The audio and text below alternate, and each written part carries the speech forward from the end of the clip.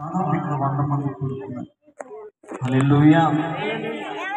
ఒక 100 మంది మిగిలితే అది అనాథలకు పెట్టాలని ఆశ.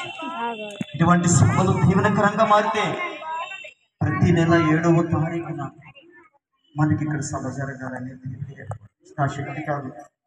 ఎందుకంటే నాతో కలిసి పనిచేస్తూ, మరి పేర్లు చెప్పలేక నాతో పాటు పనిచేస్తూ వేరే సంఘాలకి వెళ్ళినా కూడా నన్ను వెంటుండి నడిపిస్తున్న ప్రతి ఒక్కరినో పేరు నేను చెప్తాను. మీలాంటి వారే ఏ సేవని బిడ్డలకే ఇస్తారు.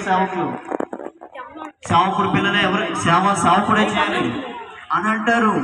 నా నిబంధన సంఘము పరిచర్య ఆసక్తి